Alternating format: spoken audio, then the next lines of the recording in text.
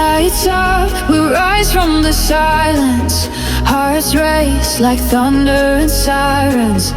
No fear, we run to the fire. We're made of sparks. Hai semuanya, welcome back di channel trendingdunia.com, channel yang ngebahas sisi lain dunia yang jarang kalian lihat. Dan hari ini kita bakal bahas sesuatu yang deep. Tapi sebelumnya, jangan lupa subscribe channel ini. Dan gimana kabar kalian nih? Lagi nonton sambil makan, sambil rebahan, atau malah sambil overthinking di tengah malam? Apapun itu, makasih banget udah mampir dan stay di sini. Karena kali ini ceritanya bukan cuma soal dugem atau pesta lampu neon, tapi soal hidup, tentang pilihan, tentang realita yang gak semua orang berani buka ke publik. Awal mula, janji-janji manis. Banyak banget perempuan, gak cuma dari Taiwan, tapi juga dari Filipina, Thailand, bahkan Indonesia, datang ke sana dengan mimpi. Mimpi buat bantu keluarga, mimpi punya hidup lebih baik, mimpi bisa sukses di luar negeri. Dan semuanya dimulai dari satu tawaran, kerja di lounge, aman kok, cuma temani minum, ngobrol, dapet tip gede. Kedengarannya gak ada yang salah kan? Tapi disinilah pintu masuknya dunia yang jauh lebih dalam dan gelap. Mereka akhirnya masuk ke lounge-lounge eksklusif, ada yang fancy banget, interior mahal, lighting bagus. Mereka didandanin, diajarin cara jalan, cara ngobrol, bahkan cara senyum yang menjual. Semua harus perfect. Tiap malam mereka harus hadir di lounge, senyum, pura-pura bahagia, pura-pura tertarik sama customer, minum, kadang terpaksa. Dan satu hal yang bikin banyak dari mereka jatuh, sistem tip dan target.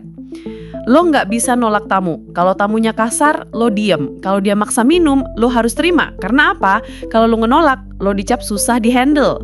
Dan itu bisa bikin lo nggak dapet tamu lagi, alias no money. Nah, yang lebih berat lagi, mereka kerja bukan dari nol, tapi dari minus.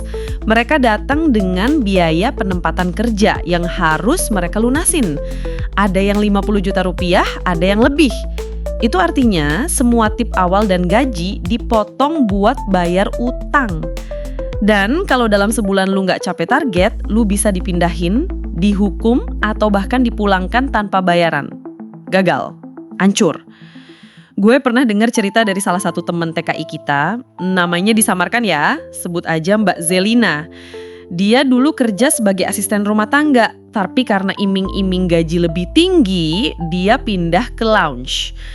Awalnya lancar sih, tapi setelah 2 bulan, tekanan mulai datang.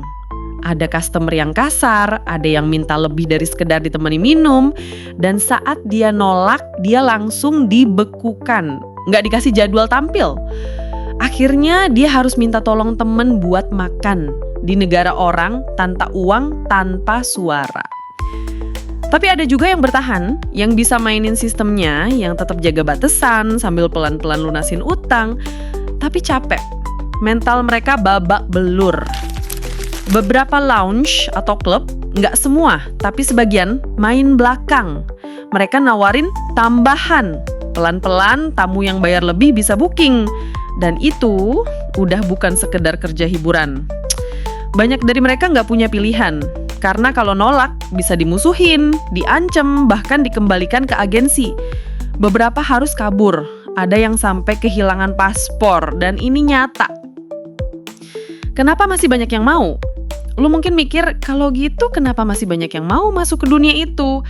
Jawabannya simple. Karena nggak semua orang punya pilihan. Dan karena di mata banyak orang, gemerlap itu masih terlihat indah. Apalagi kalau lu bandingin sama kerja kasar di pabrik atau jadi ART dengan kerja nonstop dan gaji minim.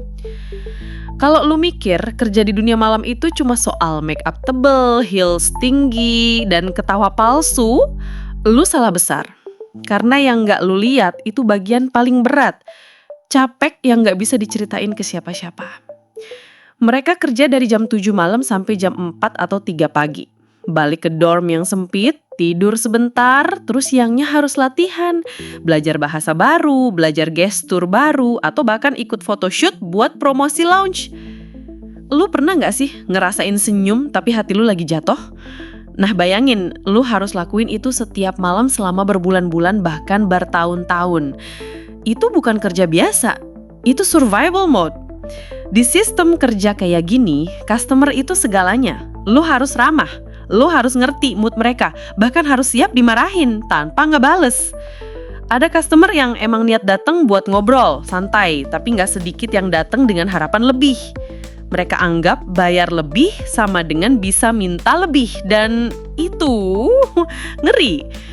Pernah ada kasus seorang hostess asal Filipina dipaksa temenin tamu keluar lounge, katanya cuma nemenin makan, ternyata dibawa ke hotel.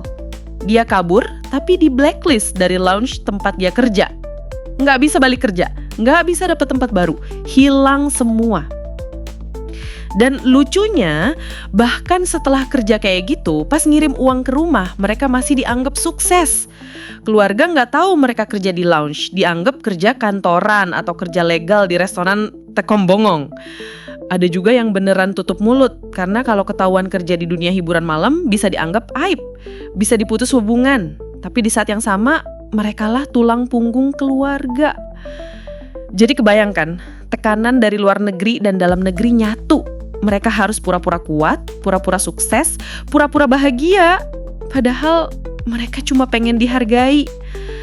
Sampai sekarang, sistem lounge-lounge ini masih terus jalan. Legalitasnya abu-abu. Ada yang pakai izin hiburan, ada yang cover sebagai restoran karaoke. Tapi semua orang tahu itu tempat dugem kelas atas. Dan kenapa bisa terus jalan? Karena permintaannya tinggi, karena orang-orang powerful juga ikut main, dan karena selama tamu happy, nggak ada yang peduli hostesnya nangis pas pulang. Haruskah kita menutup mata? Gue nggak bilang semua dugem itu jelek, enggak. Dunia hiburan itu luas, ada yang profesional, ada yang memang fokus ke entertain. Tapi yang harus kita sorot adalah sistem yang bikin orang kejebak dan nggak bisa keluar. Kalau lu dengar cerita ini dan ngerasa sedih, itu bagus. Artinya empati lu masih jalan. Tapi lebih dari itu, coba buka ruang diskusi. Karena perubahan gak akan datang dari atas, tapi dari kesadaran kita bareng-bareng. Jadi gitu teman-teman, dunia gemerlap itu bukan cuma tentang pesta, tapi juga tentang harga yang harus dibayar di balik semua cahaya itu. Kalau lu suka gaya storytelling kayak gini dan ngerasa cerita-cerita kayak gini penting buat dibagiin ke lebih banyak orang, lu tahu harus ngapain, tapi jangan cuma klik, tuliskan juga pendapat kalian, karena dari obrolan kecil bisa muncul perubahan besar. Ceritanya emang berat, tapi penting buat kita tahu supaya kita nggak gampang ngejudge, nggak gampang ngomong kenapa sih dia kerja begitu tanpa tahu latar belakangnya. Dunia hiburan malam itu bukan salah, tapi sistem dan tekanan di dalamnya seringkali kejam. Dan banyak banget dari mereka yang hanya pengen hidup layak, tapi malah harus bayar mahal secara fisik, mental, bahkan harga diri. Kalau lu nonton sampai sini, lu hebat. Artinya lu peduli. Dan mungkin lu bisa bantu ubah perspektif orang lain juga. Tulis di kolom komentar ya, tapi tetap sopan dan saling menghargai. Karena ini bukan cuma cerita orang, ini bisa jadi cerita kita juga. Thanks udah dengerin sampai akhir. Gue tahu cerita ini gak ringan, tapi kadang justru yang paling penting itu yang paling berat buat dibicarain. Sampai ketemu lagi di cerita berikutnya. Stay safe, stay mindful, dan ingat, gemerlap itu nggak selalu berarti bahagia. Jangan lupa jaga diri, jaga hati, dan jaga sesama. Sampai ketemu di video selanjutnya. Bye! Flash of light, we're in the zone. Hearts collide like fire and stone. One more beat, no time to stall. We came to rise, we came to fall.